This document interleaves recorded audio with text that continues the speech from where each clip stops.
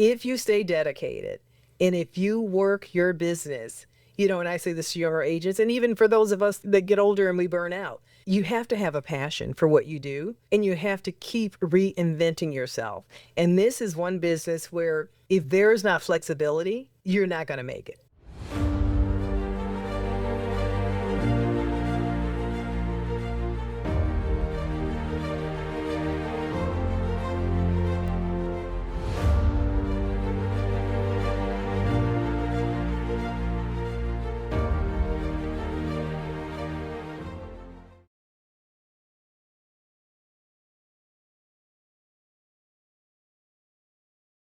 Hey, welcome back to the Real Estate Excellence Podcast. Today's guest is the powerhouse Northeast Florida's real estate market and a woman whose career spans 5 states, multiple industries, and a commitment to excellence at every level.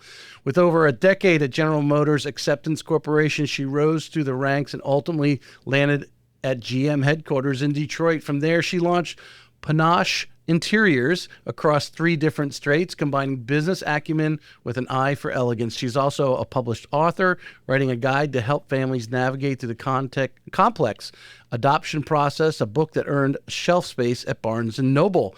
Now she's among one of the top 1% of agents in Northeast Florida, a multi-year Pinnacle Award winner, certified luxury home marketing specialist, and relocation expert. She's earned her place in the $1 Million Guild.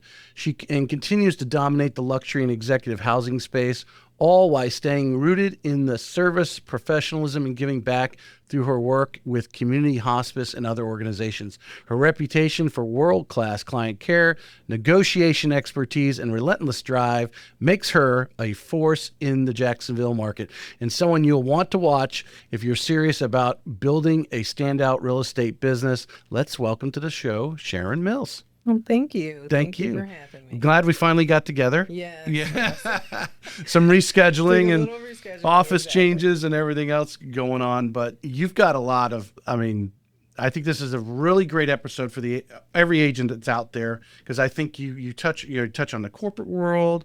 You also, you were an entrepreneur before getting into real estate, and then obviously, almost 20 years. I started my mortgage career in September of 2005. You started in April, according to your LinkedIn. Of 2006. 2006, okay. Yes, all right, yes. so you're closing in Yes. quickly here on 20 years as well. Yes. So tell us a little about where you're from. What was young Sharon even envisioning as a career at 18, 19, 20 years old? Okay. I'm actually from Buffalo, New York, and moved to Jacksonville back in 2004, but spent most of my younger life in Buffalo, New York. And actually my first job was at 16. I went to my high school. They started a new program, a pilot program, where they picked 2 students from the entire high school. And at that time, Liberty Mutual came up with a concept of, why don't we hire people in high school? And then when they go on to college, we'll pay for their college and keep them on as employees. Right. And so I was very fortunate to be selected to be one of those students, myself and Interesting. and a younger gentleman, Mark Zimmerman, which I haven't talked to in years. And I keep saying I'm going to look him up. But that was such a wonderful start to my career, when I had friends that were, working at stores or, restaurant chains and things like that. To go into the business world taught me very early what that world looked like and the possibilities. It just rings, with our current society now and so forth. And you talk about the kids going to college and creating all this debt and not knowing what they want to do. 16 years old, what was Liberty Mutual having you do? I was what they called a credit clerk. I went in to handle some of their credit problems for people who weren't paying insurance. They taught me to make phone calls and talk to people if they needed assistance and being delayed on their insurance payments and filing and bookkeeping. And fortunately for me, I think the job was initially going to be that you would be filing. And I guess they saw something in me that said, you know what, we can give her more responsibility. And it's funny, my mother, when people have met her in life, my mother has said, she's been an adult since she was 5 years old. Like, I've just been very forward thinking and have just always taken life very seriously. And I'm very happy and very fortunate that people saw that early on. So they gave me probably more responsibility than they had intended for a high school student. So I just think that's amazing. I think more companies Yeah. should do that. That's just that, to reach down and pick the best of the best. And obviously my wife was part of that with Alltel when she graduated from Florida State. They were hiring the cream of the crop, and then they moved you all around the company because they eventually figured you would be an executive, and they wanted you to have know what all the call center to retail, all these places, and to have that kind of experience. So how long did you end up staying there? I actually stayed there for about 2.5 years. And it's funny, I've talked to friends about in life, and again, I think when you show up and give your best in whatever it is that you do. I actually stayed there for about 2.5 years. And then my next job, I've actually never interviewed for a job. Like I've never had to go out and interview. And this is where I think it's so important for people to understand people are watching you even when you don't realize they're watching you. And so having had that job at Liberty Mutual, I was very involved in my church. And there was a lady there who ran a medical facility.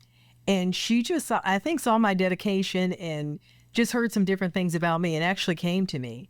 And actually, I'm going to say I was probably 19. She actually came to me and asked me, where was I working? And we kind of talked about that. And she asked me what I was making. And she said, and when I told her, she asked me if I would like to come and work for her. And she says, I need somebody in this somebody assisting in an accounting department position. And so, I said, well, something to talk about, certainly.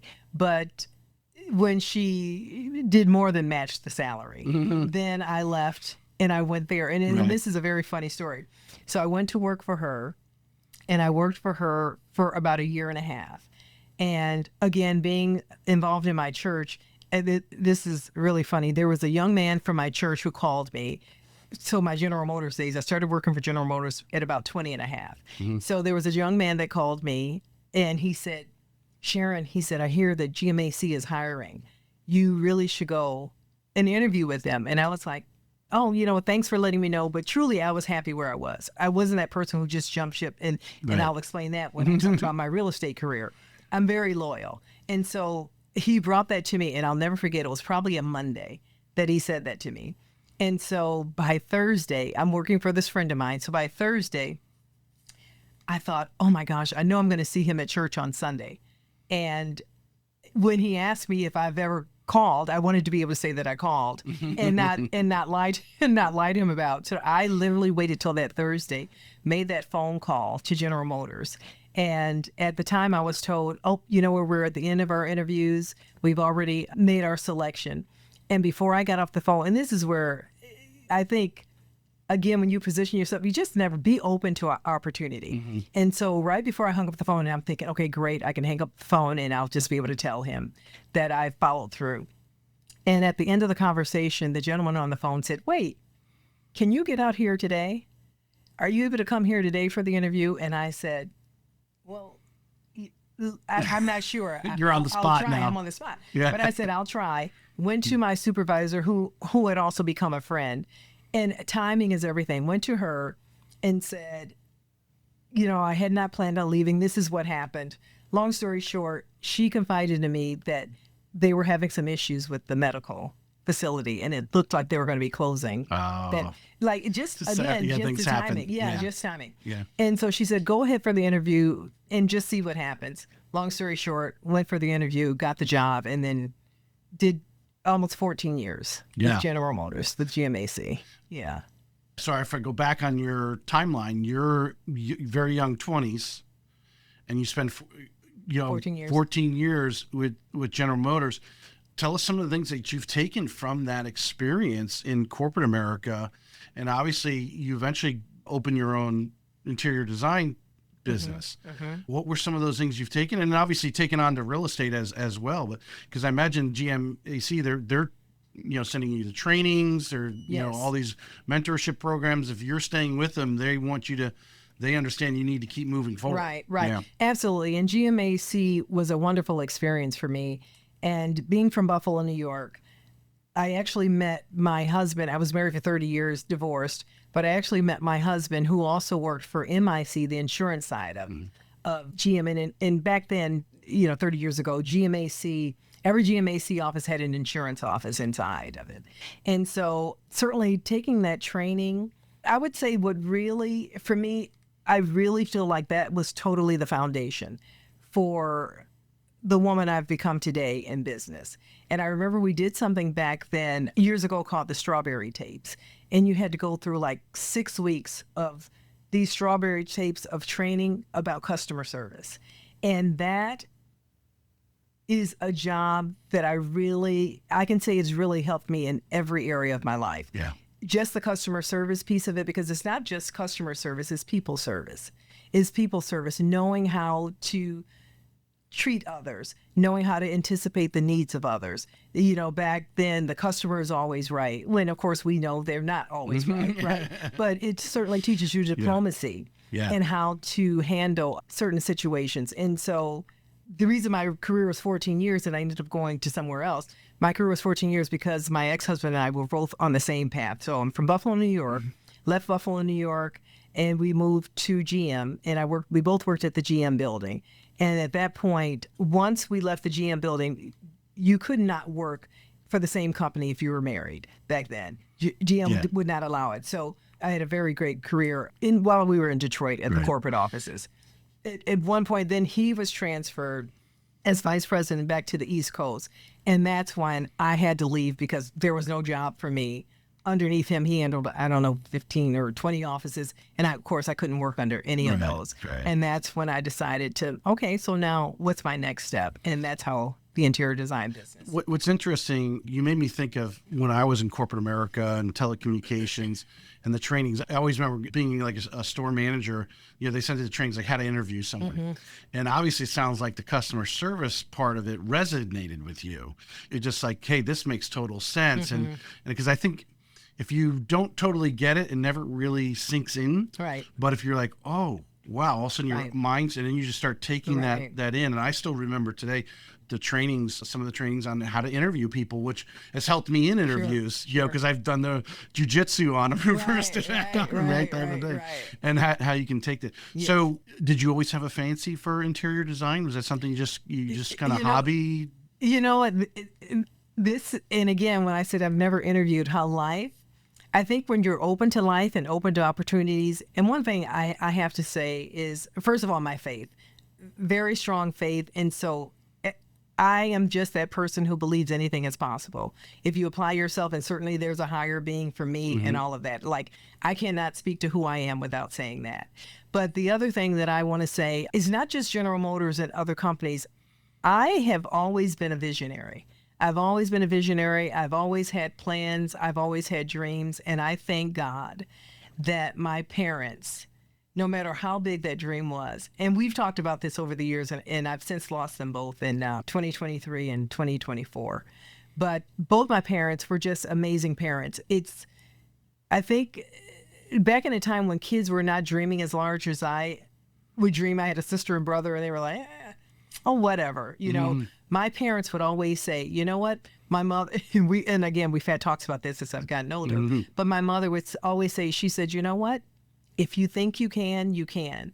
That was always her favorite line. It didn't matter what I said to her. Mom, when I get older, I'm going to do X, Y, Z. And she goes, you know what, if you think you can, you can.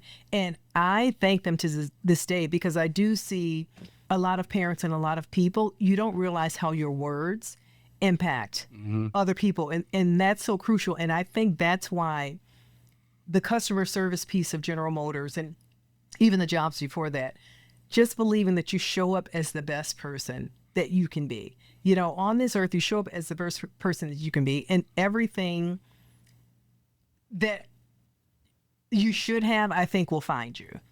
But you have to put yourself out there. And I'm a big proponent of you reap what you sow. Yeah. And that's something, again, maybe from my earlier church days, that's something that's always stuck with me. Yeah. You reap what you sow. And I tell people, you can't plant corn and then reap peas. If you plant corn, you're going to get corn.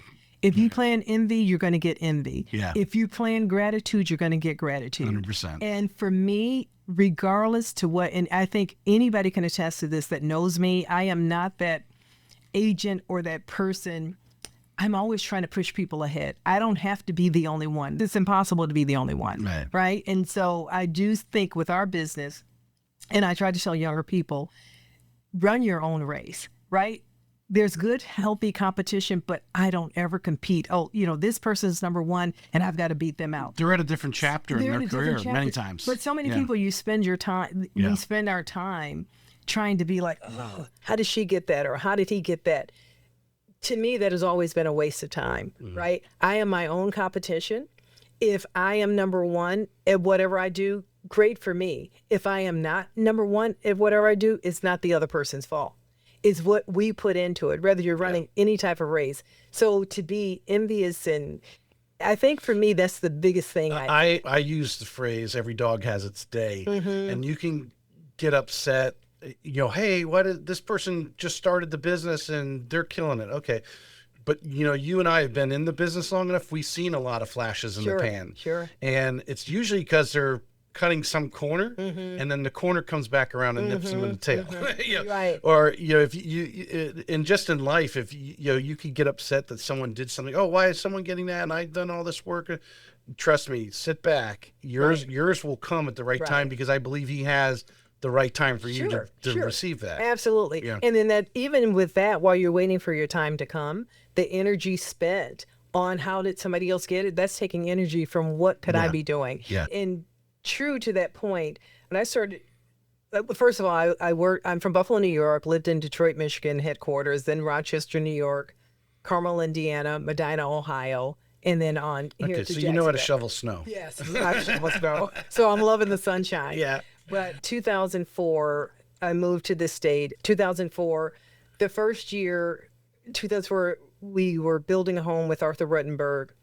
So the first year, I didn't know anybody. I was so busy. I was a project manager on the job because we couldn't keep contractors there. So I would literally go there every day and just sit there. So I would probably say the first year I didn't meet a lot of people. And so 2006, started getting out there. But 2006 is when I actually got into the business. And at the time, I want to say I got licensed in January of 2006, but I didn't start the business until May or June, because I was waiting for our daughter, who was in high school, for us to present her with a car so she could get herself to all of her functions. And by that time, the market had started crashing. And so most people would have stopped, and several people said, why would you get in now? Like, stop and wait for it to come back. Right. I stayed the course. And so, I worked for Watson Realty. I stayed the course, and Watson had, 1,000, 2,000 agents. I literally would show up to that office every single day. When I say, and we all know what 2006, 2007, 2008 was like. It was like a ghost town. Nothing was selling. I got out of my bed and I went to that office every single day. And I sat there and I thought, I'm in real estate and I'm reading all our Florida Realtor magazines and doing various things like that to just apply so that I would really understand the craft that I was now going into. And I just used my time wisely for something like that. And so by my fourth year in a down market, I was number 9 in Watson throughout the whole region. And so that, people say it's luck or whatever. It was really just dedication. And that's the thing.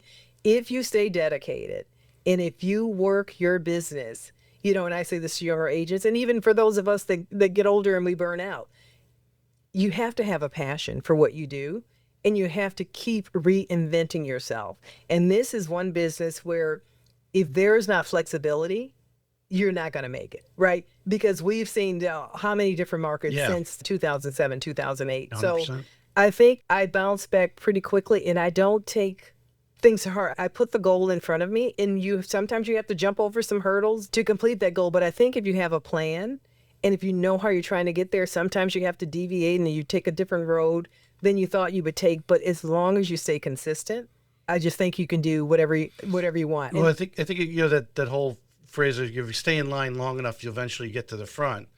That doesn't mean you're not doing what you're supposed to be doing. You were going in and trying to move your real estate education, whatever. You were moving the needle one way or another. Whether you're getting more educated every day, or I would imagine, you entered in a market that's already on a down, that you didn't know what it was like in 2004, and values going up and people are just running around, like crazy with the real estate. You didn't know any better.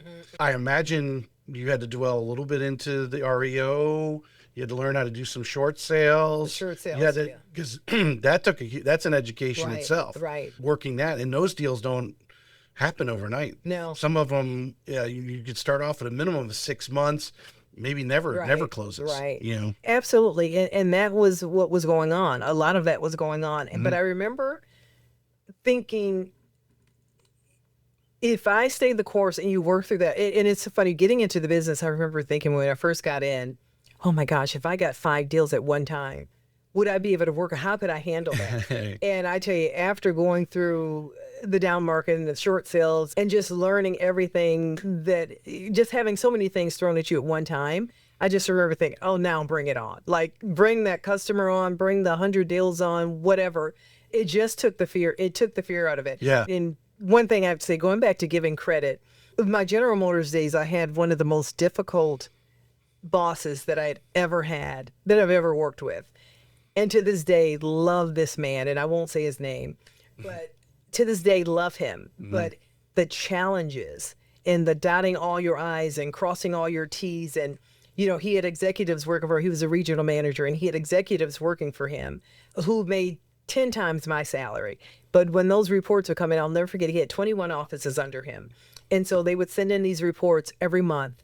And if one number was off, and if they were called our branch highlights, and they were probably 10 pages long. And so now, mind you, these executives making 10 times more than me, like, this work is so far above my level that when I would give him the reports, he would say to me, you didn't catch this? Why didn't you catch it? Like, he could look at it. And so I learned to look at everything and look at everything very closely. And I remember being furious with him, just being furious and thinking, you're not paying me enough to do this.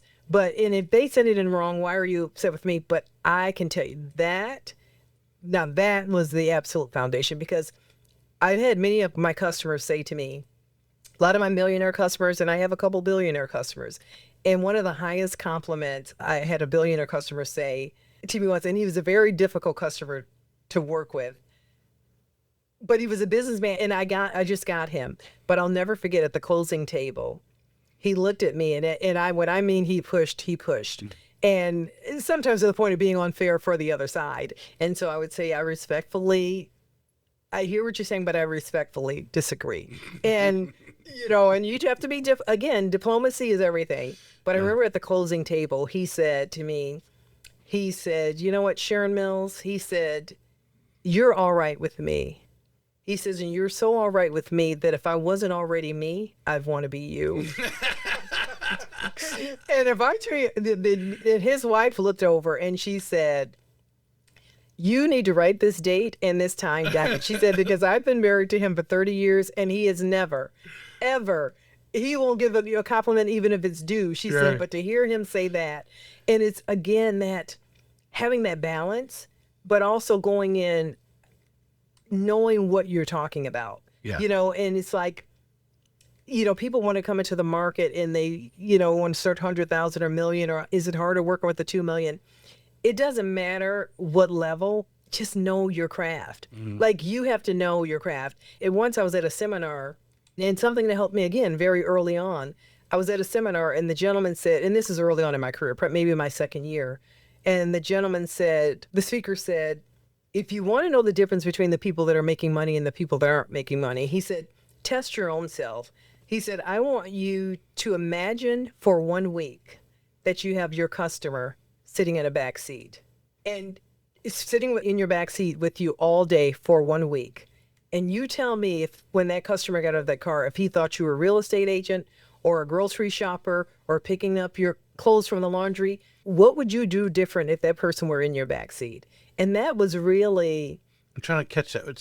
So the point he's making is, if you're a real estate agent and if that's your profession, is that what you're working on all day? Wow. Because for most of us, we go see the customer, then we run to the grocery store. We go see a customer, and then we're picking up our laundry. Right. And then, the sun is shining, so now we're going to go to the beach. And so for me, even when the market was down and I said I would go to the office every day, I remember having that conversation with myself and saying, wait a minute, if I worked for General Motors, would I have the option, because the market is down, not to go into that office? Right. So I had to treat my business, although I love having flexibility, I had to treat my business as it is a corporation. I love this. All right, so let's take this a little deeper, because I think this is very important for that. Again, someone starting the business, or someone maybe in the business 3 or 4 years, maybe is just hanging on, is like you just said, we see it on social media a lot, right? It's in the middle of Wednesday and they're out at the beach. You know, maybe they're rewarding themselves, hopefully, because they just had a closing. Maybe it's their little reward is to go to the beach. I don't, we know we should do things like that, but that you need to come in and put your 8 or 9 hours of focused time, just like you would be if you're going into General Motors. Yes, absolutely. And I've spoken to younger agents, and the agents will, and my first question is, when they call me to ask me a question, or how'd you get in the business? And I said, well, why did you get in the business? And they're like, you know what? I just want my time to be my time. I like the idea of just being flexible. And I said, you know what? It's not the business for you. That's the wrong answer. And I said, that is the wrong answer. And I said, and that's why most people don't succeed, because they assume that your time is your time. When you're working for yourself or a brokerage, we're still independent contractors. So you're still building the business yourself. You have very little time. If you're trying to get your business off the ground, you have very little time. And as far as taking the time off, I very early on, and certainly now I structure it, but when I first got in the business, usually on Sunday, I would decide what was going to be my one day off. I'd kind of look at my book of business, what was happening, what was not happening back in that time. And I would say, you know what? I think Wednesday this week, I'm going to take off. If I want to go to the beach, want to hang out, go to a movie or whatever. But I would absolutely regulate myself. It wasn't like, oh, today the sun is shining, so let me go off and do what I want to do. And that's, if people would really look at how much actual time they spend on their business, they would know why it matches their level of success. Right. You make me, actually just put on another reel from Carrie Carpenter. She was in corporate America. She was a project manager. She's only been in the business since 2000, but one of the things we talked about in the show is treating it like a business. She knew right away she needed to treat it like a business. We get so many self-employed people also have to, and obviously you were kind of leading into it. You're self-employed. You're on call 24/7 because if you ain't killing, you ain't eating. Right. So you got a customer calls at 8 o'clock. You're taking that call. Right. So there's certain things that need to be done. What are some of the things that you try to schedule, or I imagine you're leading into, you kind of regiment your day that you're going to accomplish these things, or how do you do that? When getting into the business, again, I looked at my business as a more of a corporate structure. And so my family, when I first got in the business, family and friends used to be very annoyed because I get up in the morning at 6 o'clock. I probably don't stop till 10. But that's not all business. I'll tell you, I probably don't stop till 10. But the one thing that I did is, again, I remember most corporations, even companies now, they do not allow you on the phone all day just chit-chatting. And so what was very hard for my friends and family to understand when I first got in the business, including my mother, father, everybody, from 8 to 5. Well, we called you and you didn't answer the phone. And I said, from 8 to 5, I am not answering the phone. All my family's in Buffalo or out of town. If you call me back 3 times, if you send there's a 911, and a 911 means somebody's in the hospital, and it was not something I can deal with after 5. Right. But I remember people getting upset, but I really had to stay the course, because if you take that call at 12 o'clock from this friend you haven't talked, that's an hour that I could be talking to my customers, or that's an hour that I can get something else done so I can finish up my day. So when I first started, my days ran long. I mean, I would be working from 6 o'clock to midnight. However, being in the business 20 years, again, I have reset and readjusted, because now that I've been in the business 20 years, I had to come to a place where you have to have work-life balance. So for me, if I give it my all from 8, whether I'm making phone calls to customers, visiting customers, doing a photo, meeting a photographer at a home, going on a listing appointment, taking a seller out, that my day is pretty much structured to be doing that, probably up until 6 o'clock. After 7 o'clock, and I would answer the phone at 7 o'clock, 10 o'clock, whatever, I finally had to learn some work-life balance, because I can't call my cardiac surgeon or my doctor at 10 o'clock at night just for a chit chat. Yeah, I think I'm feeling something. Call and make an appointment for tomorrow. So I had to also look at it as a business and help my customers understand I am here for you all day. But at 10 o'clock, 8 o'clock, and usually 7 o'clock, unless I'm negotiating, 7 o'clock is pretty much my cutoff. And even my phone message says, your call will be returned today or within 24 hours. Is it, you use the term work-life balance, which I think a lot of people can get confused with that, because you and I know, and I truly believe there's some experts who've actually come out and said there's no such thing. Right, right. But really what you're doing is you're setting some boundaries. Some boundaries. Hey, this is how we're going to do business. Right. And unless it's a 911, right. After 7 o'clock, I'm after not 7 o'clock. After 7 o'clock. Yeah. And absolutely, because I have a family, and so when I'm on till 10 o'clock, with customers answering questions that I cannot do anything about until the next day, then it's taking from their time. So certainly, you and I both know there's certainly not a 50-50 work-life balance. I'm sure I'm 70-30, but I had to throw that 30 in there. Otherwise, you're not going to have a family. So when I say that, that's what I'm referring to. And so usually after 7 o'clock, like I say, if I'm not in negotiations, I will return the call the following day. Yeah. Because, and most of my customers, they're business people, they understand that. So I think that is something, and I want to say, even though I've been in 20 years, I want to say probably at the 5-year point, I really restructured. And my customers... How do you express that to your customers? How do you get them to understand that this is how we're going to do business? You know what? I literally tell them. Like, you know what? And this is something else I do. Even when I have listed homes for friends, and this is funny, and I didn't even realize this was happening, but over the years, like when I go to a customer's house and we have a listing appointment, typically we're at the dining room table, the kitchen table, or something. I have had friends whose homes I've slept at, we've taken trips together.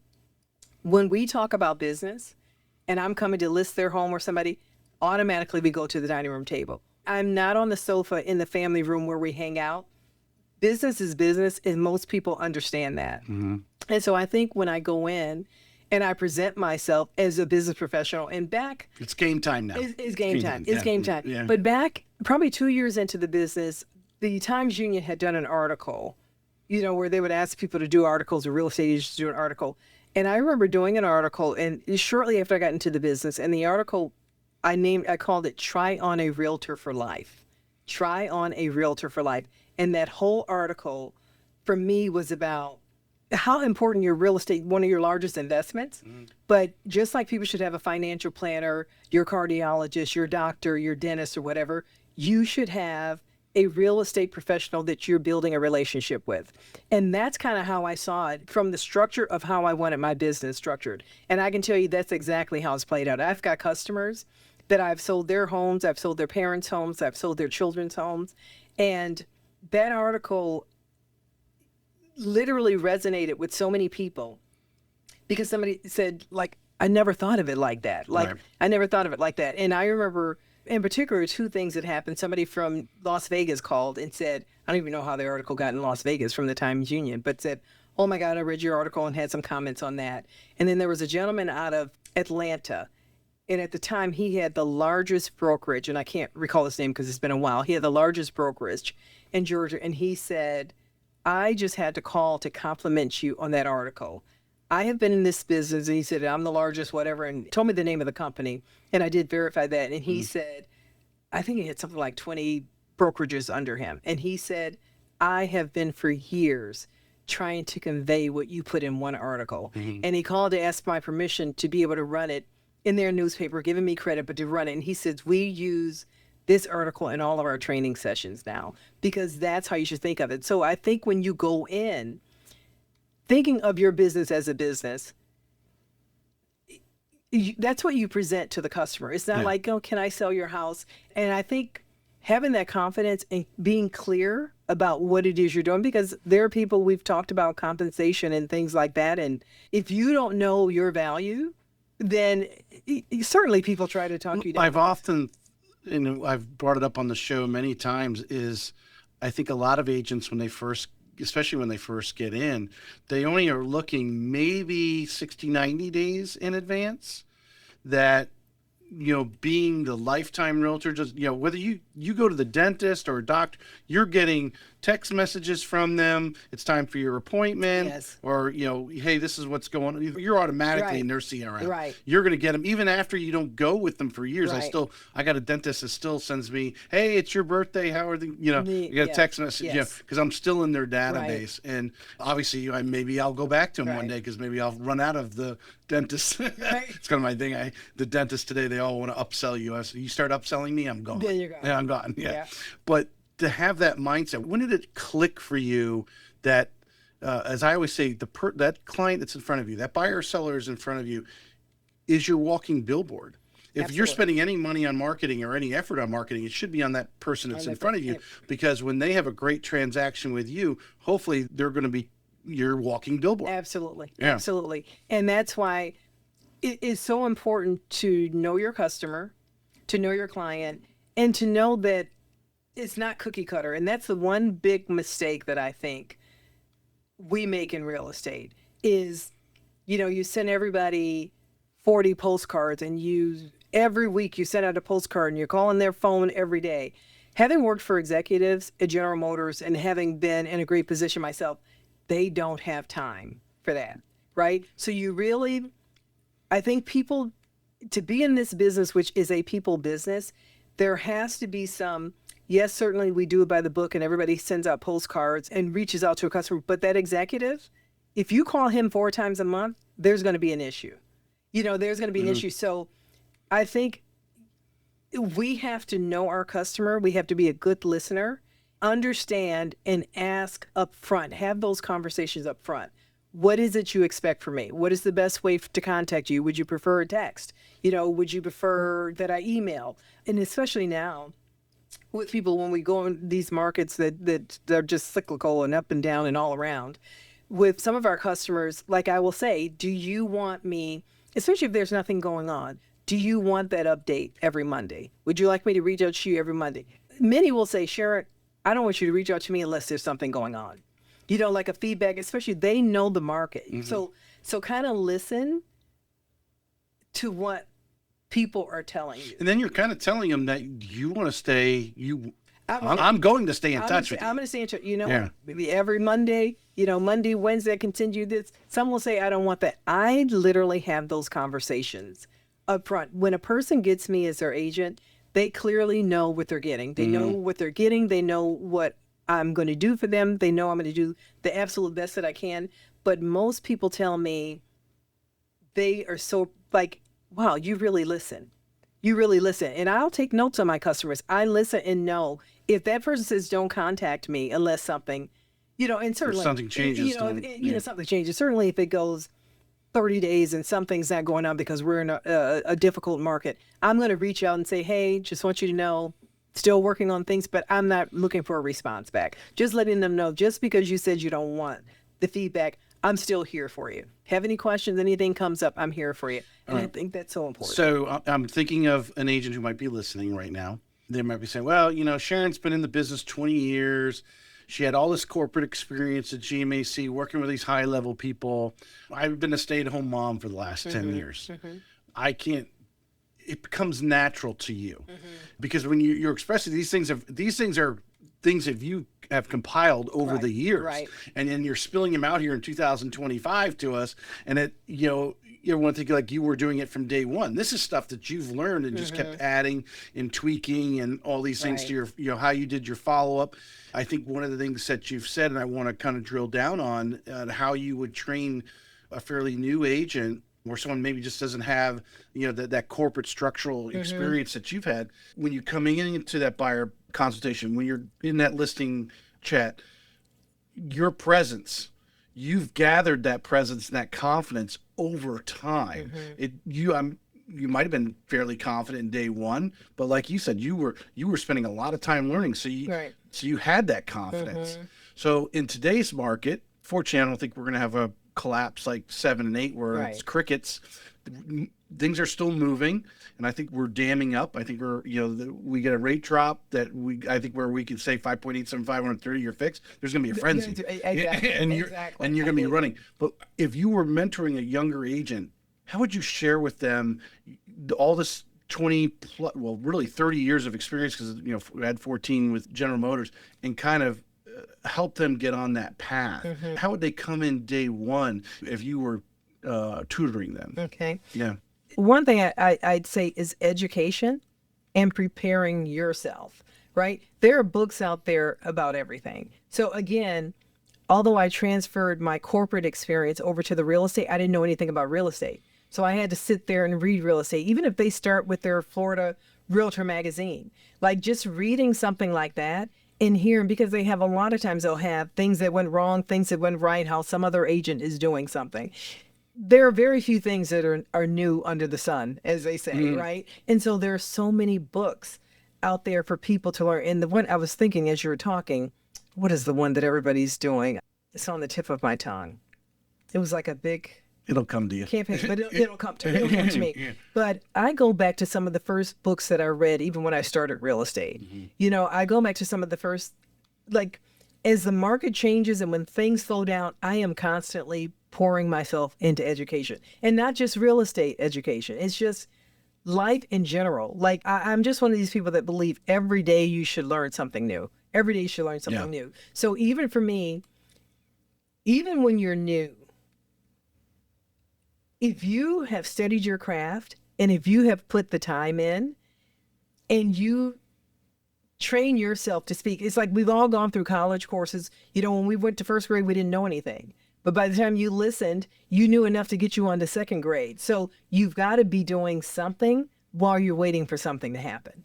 It's not, if you don't put it in, you can't pull it back out, right? So some of it comes innately for some of us. Some of us are just people. I have agents that say, I don't even like people, and I'm in this business. And it's like, but they're still doing well. But it's like what you put in, you get back out. So I think the mistake that most of us make is that we sit there and just think, it's just going to come either innately or it's just going to fall out of the sky. If you are reading something and you can take one thing from what you've learned and apply it, so many different things apply to various areas of life. It's not just real estate, and so that's what I would say to them is like reading that Florida magazine. And one thing I do sell a lot of $1 million, $2 million, $3 million, $4 million properties. And agents say, I want to be that person. And I said, but when I got in the business, I still have, like, I've got a $200,000 listing right now, 300. It's not the money because that is that 200,000 to that person. But I tell people, take the time to prepare yourself. And if you want to be $1 million agent, go and know what's in $1 million house, right? I remember transferring to Ohio, and we were supposed to work with a real estate agent. At the time I wasn't a real estate. We were supposed to work with a real estate agent, and we were buying a substantial house. And I remember we had to change our weekends. We had this guy who was wonderful, but we had to change our weekends. He was already tied up with somebody else. So he sent us a realtor who was working with him. And as we're walking through this house and we're looking, nice as she could be, wonderful person. But she was like, as we're walking through, she goes, 5 bathrooms. Who needs 5 This is her commentary. Who needs 5 bathrooms, right? There was a food warmer in the house. She didn't know what the food warmer was. She didn't know what the central vac was. And for me, I'm a very nice person, and my ex-husband was as well. And I'm going to tell you something. She would have been fired, but she would have absolutely been fired, because I'm thinking with the commission that you make on a house at that price point, and you don't know, and she didn't even realize what she was the sellers heard we're recording that. Yeah, they would have. But not only the sellers recording, I'm a buyer, and I'm thinking you're getting ready to make commission off of me, and you don't even know what I'm buying. Right. I'm the one buying the 5 bedroom, so I'm buying this house. And you're saying who needs 5 bedrooms? Like that would have been like a done deal. Right. But what I did is I talked to the agent that she worked for, because she was a lovely young lady. And I said, you know what? Her personality, she's an amazing person. But before sending her out, you need to teach her what's in that type of home. And that is something I share with other agents, because I said, I don't want to say, oh, you know what? I can sell $1 million homes because I live in $1 million market. That's great. Certainly you'll have connections there. But if you know what's in it, I said, go to a kitchen store, go to a high-end builder, learn what is there. There are a few people, a lot of people know me, but even back then, there are very few people who said, well, where do you live? What size house do you live in? Now I can relate, but they knew that when I walked in, I was familiar with, and I could recognize Right. what it was I was trying to sell for them or what I was either trying to sell to them. A comment was made this weekend. It's not a comment to me, or we were with family, and I forget what exactly, I knew exactly what we were discussing, but the phrase, and it's been used before, content is king. If you've got content, talk about social media, everyone's immediately listening right now. When I said content, you immediately think of social media. Mm-hmm. This podcast creates a tremendous amount of content. Mm-hmm. But what you're saying in relation to being that, as at the highest level, I call it verbal ammunition. There's different times in my life I've jumped into personal development books than others. Mm-hmm. And I just felt like I could have better conversations with people because you're feeding your brain yes. a bunch of content, yes. good content, because a lot of personal development books is positive type stuff. But if you're not listening to someone, whether it's a personal development, maybe by John Maxwell or someone like that, or something real estate that's educating you on, maybe, if you're listening to maybe Bigger Pockets or this podcast, hopefully, you're not bringing in that content into your brain. You're not preparing yourself, I think is what you're saying. Yes. You've got to feed your brain the content. Yes. Yeah. And you have to feed your brain the content on all levels. Again, like you said, to be socially relevant, just period, right? Mm-hmm. To be able to hold a conversation in a group. And we did a lot of entertaining when we worked for General Motors. And so you've got all different people from all different walks of life. So if you can't contribute anything to a conversation, in most of what people, certainly getting the education for real estate, but also just that personal growth period, because most of my customers, once we're done with the listing and signing the sales agreement, we relate on so many other levels. And that is what the people, I think, respect. That is what makes it personal. That is what sets me apart from other people. It's like when you know a little something about and that's not your intent, but they see the growth. They see the growth. They see that you can carry a conversation, which tells them that you can probably relate to other agents who you are working with. You can relate to other customers who you're working with, but you're not just limited to talking about this house. Where are you from? I mean, where are you from? Oh, I lived above. There are just so many different things to be added. But I think it's like, and this is an extreme, but I was one of the few people who back again in 20 years ago, because people used to always say real estate agent. And I always, whenever I would write, I would say real estate profession. Now everybody says the real estate profession, but that's what we are, is a profession. And I think for people to see that and really believe that about yourself, it's bigger than just selling a house. It's bigger than just selling a house. And I think, again, like I said, I think that's what most customers appreciate, is that they're getting somebody that's well-rounded and aware. You said something earlier. You were talking about, comparing yourself to others, and you should just, compete with yourself.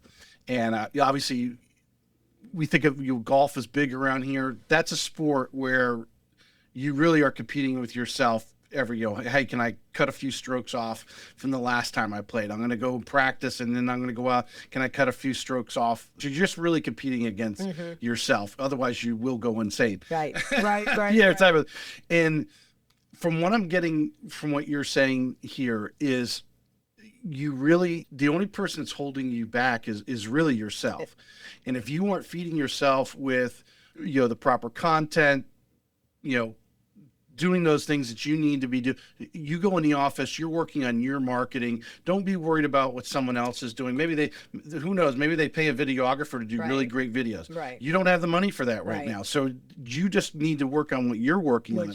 Now, can they listen to this podcast and listen to what you're saying and get from top agents like you some little things that they're doing that they can implement in their business? 110%. Then that's what they need to be. Hey, how do I need to follow up? Right. You might not have a customer yet.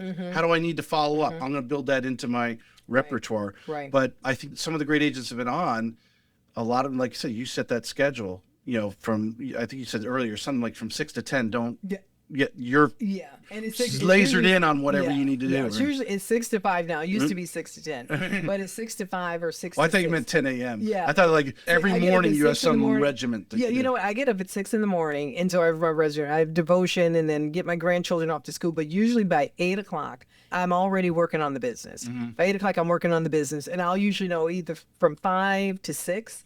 But my workday typically ends at 6 o'clock. Now, if I have a customer that I need to go to 8, but the norm is usually 6, I don't cut off at 6 o'clock and say, hey, I can't show you a property. But I make sure that I am working on something real estate related from between those working hours. And when a customer calls at 5 o'clock, I'm not annoyed because they called because I'm in the middle of dinner. That's what I expect the call. Now, after 6, if I want to start dinner and do things like that. But I hold myself accountable. And that's the thing, again, like I said, some of it comes natural, but if people would really think about, I love the movie The Secret, and I've told several people, just sit down and watch it. You get what you think about. But most of us, if an agent has not been successful, and again, it's not to say everybody's going to be at the same level, but if there's not some level of success, and if you say, I want to be the $1 million agent or the 500,000 or the 200,000, if all you're saying is that's who I want to be, ask, so what am I doing to get there? What steps am I taking? And most could not give you a plan because they don't have a plan. Well, I want to ask you this, Tita, because I think everyone knows, okay, as a customer calls and want to go see a house, you block off that time to go, whatever time you're going to go see the house. You got a listing appointment, you set an appointment, you're doing something, driving, you have to prep before you go over there, hopefully, you're doing your thing. But there's all that other, probably 90% of the other time is this gray area. And that's still working between 8 and 5, but you're not, on a direct mission, like, hey, I got a listing appointment. Okay, I'm preparing for it. I'm going to drive there. I'm going to get there, do the listing appointment, come back, obviously whatever follow-up or maybe hopefully you got the listing appointment, you start writing up the contract or whatever, that type of thing. These are things that need to be done. That's fairly simple for most people. It's that gray area when you wake up at 6 o'clock in the morning, you get the kids off to school, and now it's 8 o'clock and it's like, okay, what do I do? I don't have, I have a showing at 5 o'clock. Okay, I've already done the research, on this home. I know it's in this community and the fees are this, 30 minutes. Boom. What are you doing for the other part? And I think that's where a lot of agents fall out. Oh, so one thing I'll say for the newer agents, because I think it's different for the newer agents what they'd be doing versus what the more experienced veteran agents would be doing. Yeah. So one thing that I think is missing when I got in the business, I spent, because mind you, I'm in a new state, moved here in 2004, got in the business in 2006. I can't even tell you. I visited every new construction community. I literally, because I did not know Jacksonville, I would get in my car and I would go just drive the various areas. And we used to have caravan to help with that because, used to do every Tuesday there were caravans. Yeah. Even though there are no caravans now, still get in your car. Like for me to figure out, because again, Florida's pricing was very different from where I came from. So I would literally go drive clear across town. I live close to the beach. But I would drive clear across town. I do a lot of business in Queens Harbor, and everybody thinks I'm the Queens Harbor person. But yeah, and and I'm thankful. But I tell people I just closed St. Johns County, Nocatee, Ponte Vedra. I'm everywhere, and that's the smart thing to do. Not put all your eggs in one basket, because if the market crashes and there's nothing happening in that one location. So again, I was just that person, and I don't know if it came from transferring so many times that I learned to learn my city, but I literally would go through communities. I would make showing appointments just so I knew what what was in a $200,000 house, what was in a $400,000 house.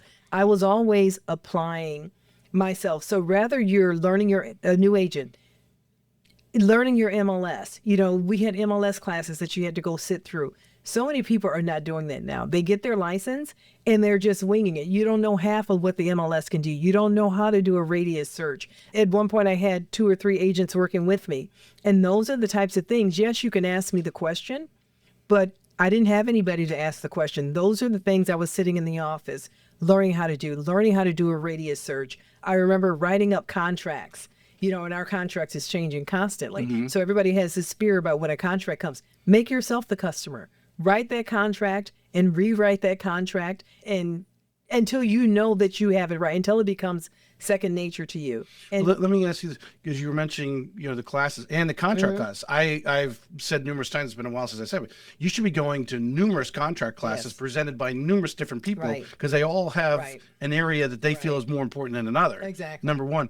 But also, I would imagine you probably went physically to NEFAR or wherever these classes were going on, hearing the other questions, the other agents, and actually interacting with the other agents, talking a little shop to really this whole thing that they want to do it online at home. I can't stand taking a class. We get distracted by everything. And even the online, some of it's fine and convenient for now, but it's so good sometimes to sit in the room with people to hear the conversations that happen. And another thing that I did frequently with when the market wasn't doing anything, and even when the market started coming back, I would go to seminars in Miami, California, Vegas.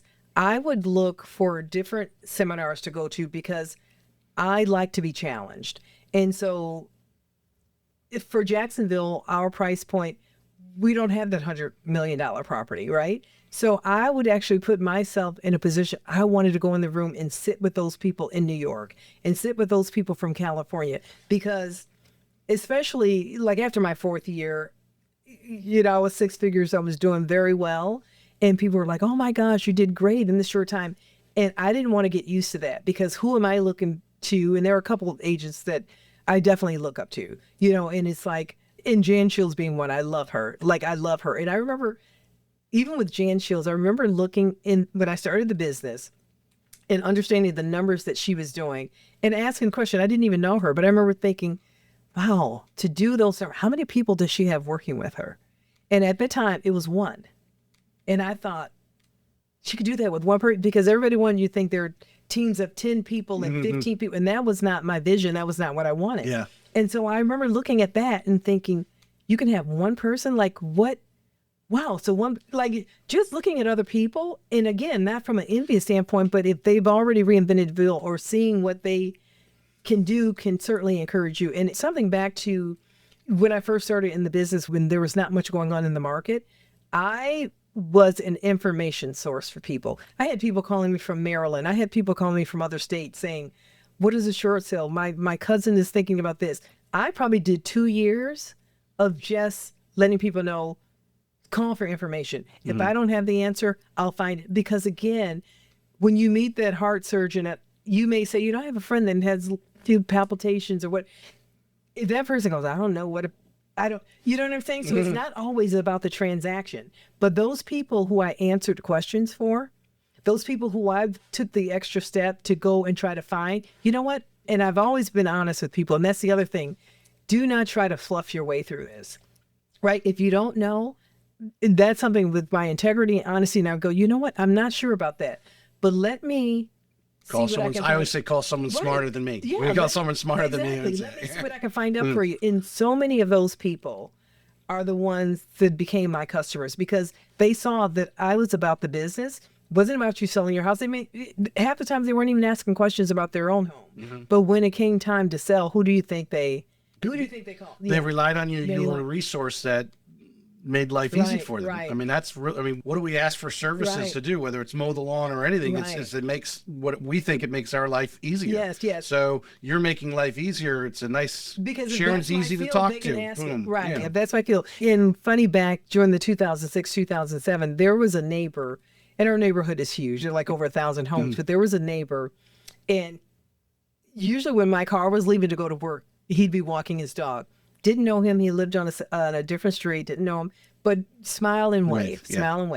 And one day he just flagged me down, and he goes, hi, my name is Bruce. And I was like, and I'm Sharon. And he goes, can I ask, what do you do? He says, I'm out here walking early, and it literally is like a ghost town for so many people.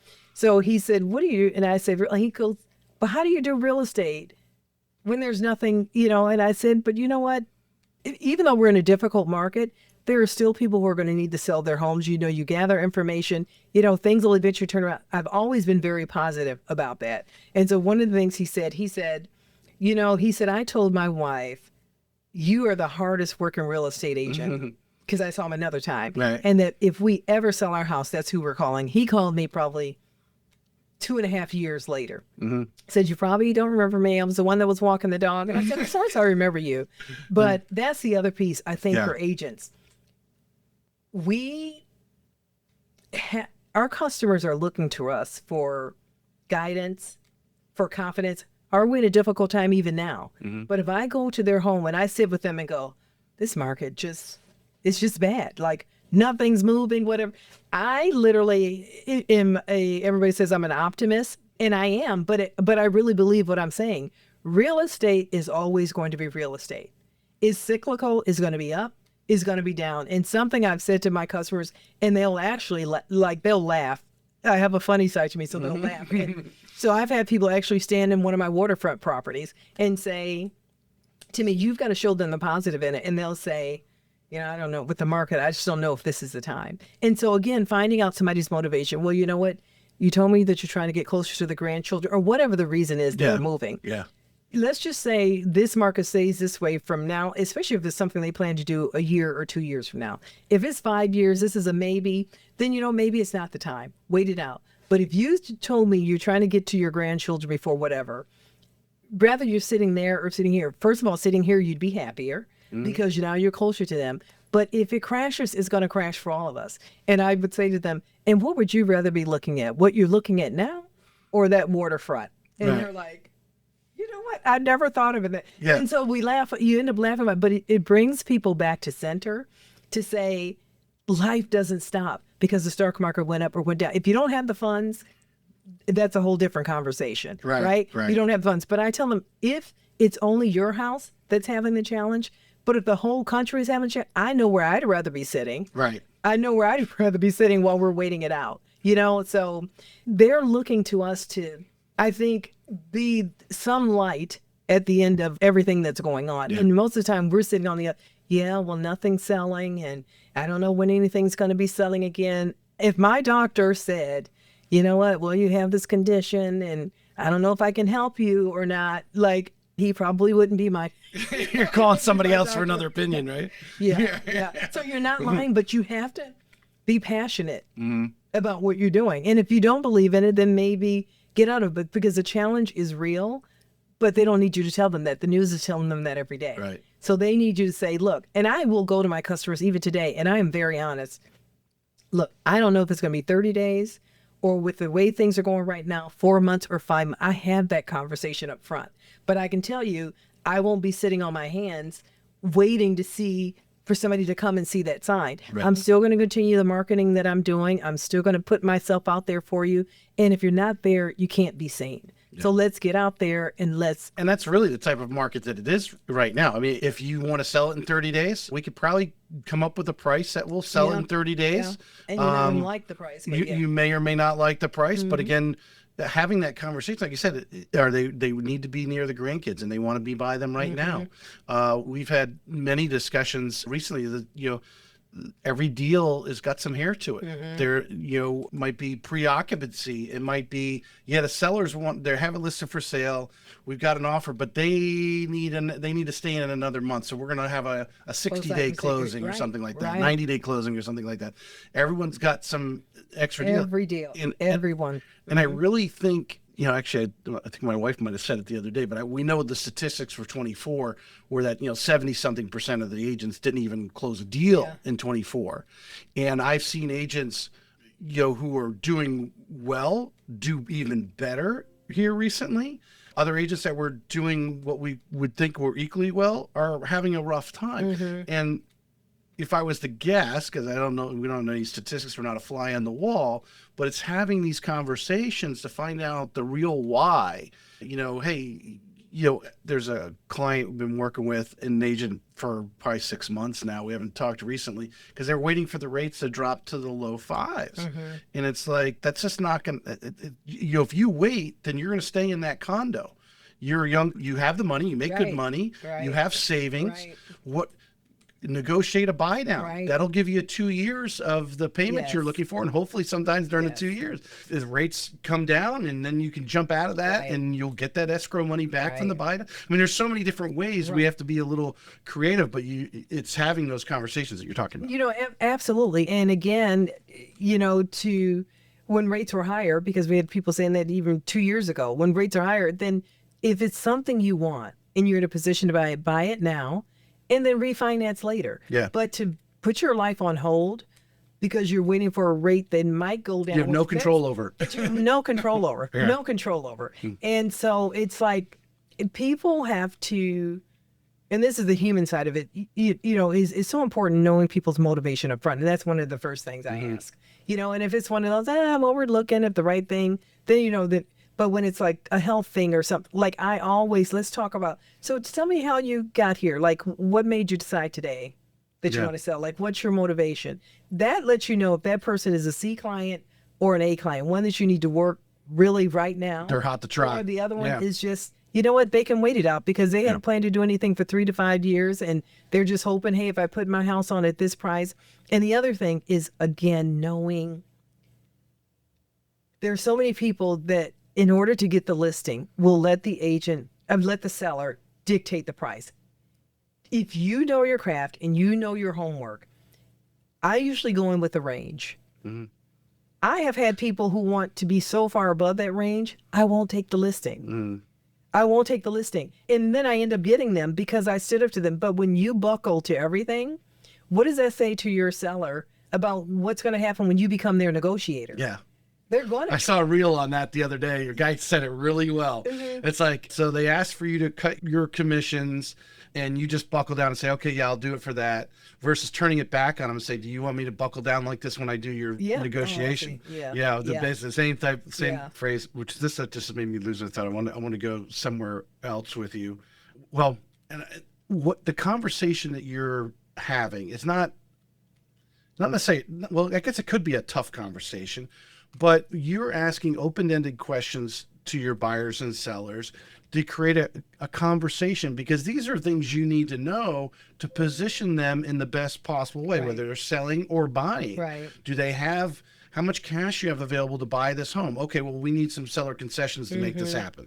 You know, the seller, we've made an offer on another home, or our new construction home's about where we need to close this like quickly. Right. Well, how you market that, how you price it, you need to have those conversations. Sure. And I would guesstimate of the 70% of those agents who did not do a deal last year, but were actually trying to actively get deals, they're not going the distance on those conversations. Asking some of those open-ended questions. Why? Why are you wanting to move now? Why do you need to move over there? And being obviously on the mortgage side, I know there's a lot of agents afraid to ask Right. some standardized Right. financial, like, okay, well, how much of a down payment do you have saved Right. up for? And it's not necessarily how much money you have. Right. It's how much are you willing to put into this. Are you cash or financing? And, Yeah. and what would you be looking to put down? Are you 20%, 10%? Yeah. You know, having those conversations. And people feel like, I think it's intrusive or personal. Well, it would be personal for somebody from the grocery store to come up and say, hey, how much did you put down on your house? Right, But when they're calling you as a professional, those are questions that they expect to be asked. Yeah. And one of the things that's consistently said by my customers is they find that I'm very thorough. And I can tell you, and I don't know why the men, but so many men, clients, have asked me, do you play chess? Because you have the answers, and not even at the listing point, but Or did you go to law even school, through right? the process, they'll say, do you play chess? Because it's amazing how you anticipate. Like, and one of the things I used to talk about, just like with the listings or how long you may be on, I go through the whole process. When we get that contract, this is what happens, or even with the listing, this is what happens in the process. You have a home inspection and, you know, somebody's going to give us 25 pages of whatever, even with a buyer. You know, we don't ask for the whole 25 pages. Typically, you ask for the major items, you know, or as the market shifts. Before, you know what, we had so many as-is offers. It's up to you to explain to them. They'll probably won't ask for anything, you know, or this is, look, if you want that property because 5 other people may come for it, it would be probably to your advantage not to ask, because then you have a stronger.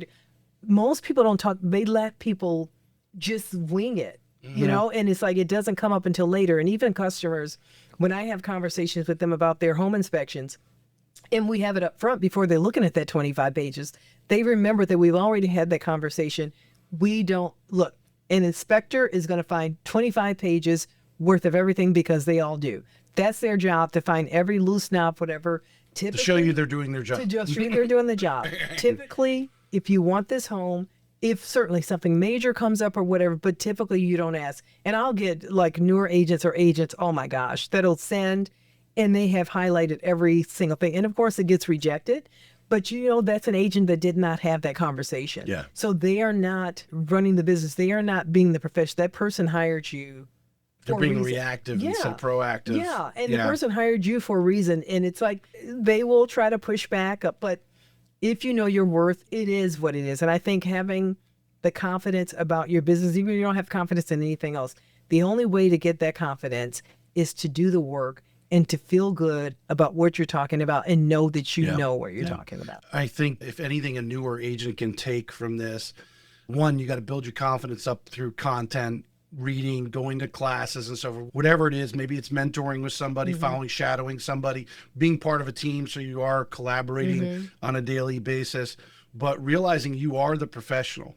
And you know, if you're only on your first 4 or 5 sales, and some of these negotiations, like you've learned over time how to handle that report, but you're willing to share it to the person who just started, is to actually listen to what you're saying on how to handle that situation, because you are looked on as the same professional.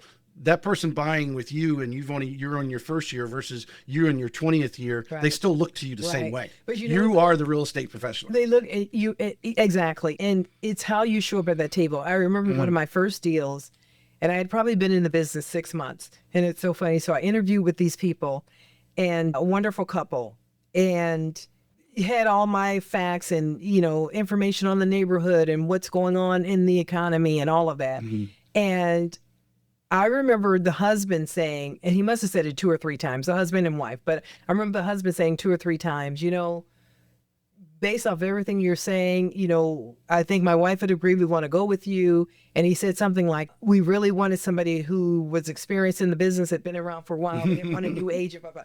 He said that 3 or 4 times. So, and again, I don't go, I'm a new agent. So I didn't say that. Right. But knowing the couple, I knew they knew a lot of people that I knew. And so right before I pulled out the listing agreement for them to sign, and I said, guys, I would like to clarify something. And I said, but they might find out later, right? Yeah, his name is Mark. And be transparent. And I said, you know what, Mark? I said, you've said a couple times that you wanted an experienced agent. You didn't want to work with a new agent. And I said, I just feel an obligation that I need to share with you that I've only been in the business for 6 months. And I said, but I do want you to know, although I'm new to real estate, I'm not new to business. And that is how I run my business as a bit. So I am not new to business. And so his comment was, well, first of all, he said, thank you for being honest about it. He said, but Sharon, if I couldn't tell that you were a new agent, you're the person we're going with. Yeah. He said, because I would have never thought you've only been in this business for 6 months. I said, we know a lot of the same people, and I didn't want them to say, oh, she just got in the business. And you said it. And I said, and typically I don't lead with that. I'm a new agent. And I can tell new agents, don't lead with that. If you know your stuff, sometimes they'll say, how many homes have you sold? And if you've not sold any, say, you know what, it'll be my pleasure to have yours be the first one. But if they feel you know what you're talking about at that table, very few will turn their back on you because you're not a seasoned agent. Sometimes they think, you know what, maybe that new agent will be hungry enough to go out there and get this job done. So it's what they feel from you. It's not, the numbers count at a certain level, but initially that's not. Yeah. Later on in your career, you'll get deals from your rateagent.com or whatever it's called. Someone will call you because they saw it. Right. All right. I want to finish with this. It was kind of something I prepped you before the show, because I feel, real estate agents need grit. Noise coming from is that my phone? All right. Grit is very important, and I always promote Angela Duckworth's book. But the LLC, the love, the laughter, and the consistency. Why do you love real estate? I love real estate, for me, is because I feel like, first of all, I'm a very social person, and I love people, and I love being able to help people realize their dream or helping people through a difficult time. That is just the nature of who I am. So I feel like, to me, I tell people it feels like for me, and it doesn't for everybody, but it feels like almost a ministry. Like it's really caring about people. Somebody's lost their husband. Like I feel that pain with it. And if I can do something to make their life a little bit easier, if somebody just got married, like I'm excited about the feeling of somebody having a first home. For me, it's very personal. I just love people, always have, and the money will come. Yeah. That's like secondary. Anybody who knows me knows that I'm a caring person, and that's just who I am. Right. And the whole point is, grit. If you don't love what you do, you're going on to do something else. Yeah. You've got to find what you love. And if you really love what you do, you generally are fairly successful. Yeah. And I truly, of all the jobs I've had, I really feel like they all led me here with all the transferring. When I say I love it so much that I tell my friends at 70, make me retire. I'm moving. I'm like at 75, maybe at 75, make me retire, because I don't see myself leaving this business. But right, you can hire the 30-year-old agent to go show the houses. You can take the referral and go on. So the laughter part, go back into grit in our life. We experience things, setbacks, curveballs. I'm sure you've had some crazy stuff just happen, because crazy stuff happens in real estate that really sets you apart. But today you laugh about it in the cocktail work. Can you tell us an experience you've had? This is funny. Like, people have said that they didn't realize I had a funny side, right? Because I'm very serious when it comes to business. Very serious with the negotiation, everything, kind, but very serious. And I've had several situations, but most of my customers have been amazing. And I think it's just because I allow people to have bad days and things, and I don't take it personal. If you're doing what you need to do, then that person being furious about there's nobody buying, no matter what they say, I'm not offended. I understand their frustration. But one that was funny, one of my customers, very serious guy, I'm very serious, and, met with he and his wife several times, and we were in a deal, and he was being a little bit unreasonable. I feel like the buyer was being very fair in price. His wife felt like the buyer was being very fair in price.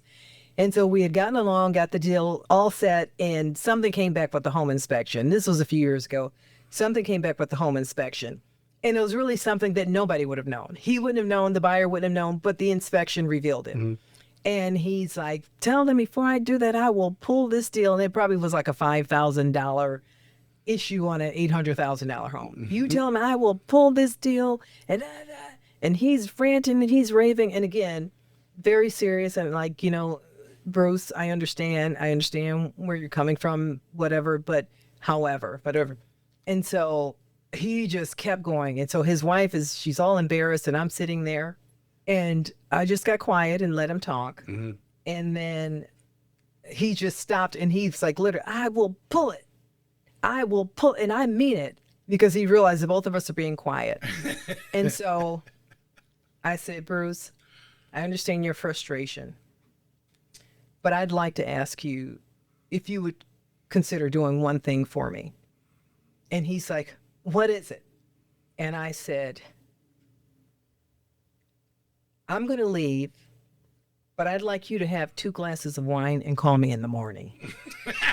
His face, like, it took a minute. And then after about 30 seconds, his wife and we laughed so hard. Like, when I tell you, we didn't know if Bruce was going to strangle me or whatever. I said, Bruce, because it's like I wanted to say, you are dead wrong about this, and you are going to shoot yourself in the foot if you do this. And I said, I'd like for you to have 2 glasses of wine and call me in the morning. Right. And I was like to have like your doctor take 2 aspirin in the morning. Yeah. And I said, and I promise, if you do this and you call me in the morning, 8:00, I will be on that phone and I will cancel this deal for you. But not until, and they were always offering me wine, and I'm not a drinker, so I didn't drink wine. Right. And I was like, that's all I ask.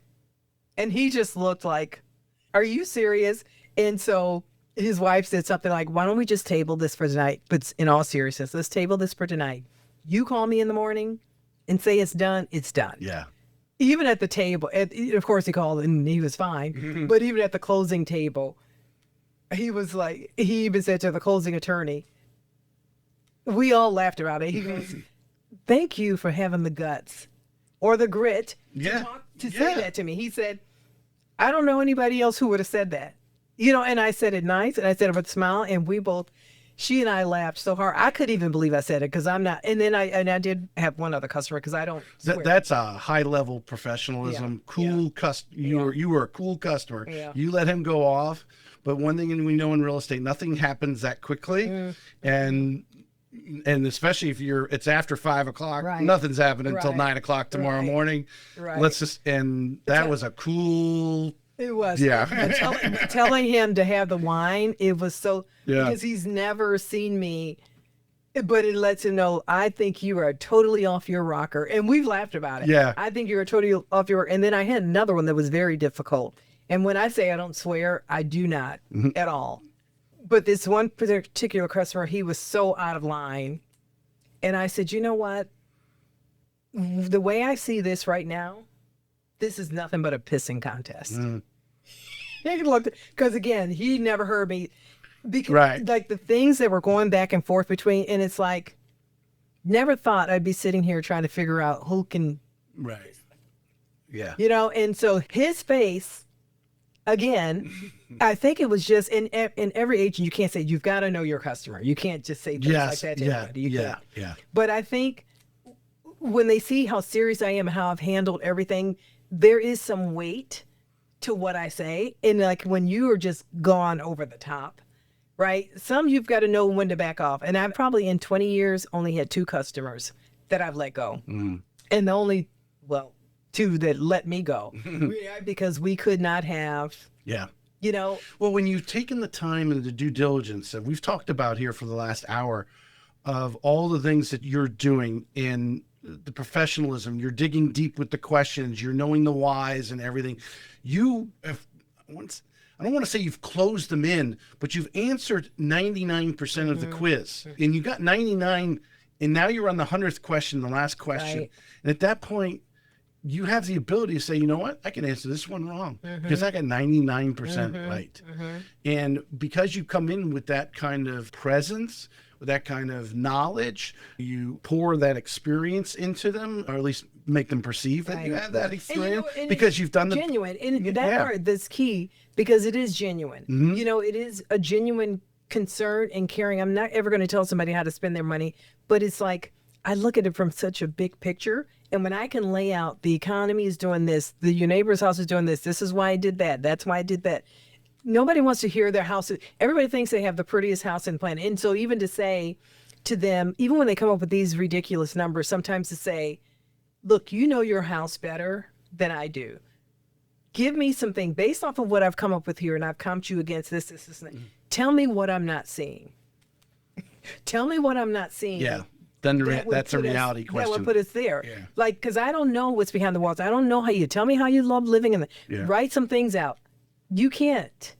9 times out of 10, you're not coming up. And probably one of my highest compliments, and it will probably end on this, but one of the highest compliments is, for me, again, is knowing your customer. I had a sale, a multi-million-dollar sale, seller going through the divorce, buyer, and the buyer refused to pay the price. The seller couldn't take the price because of what she was going through.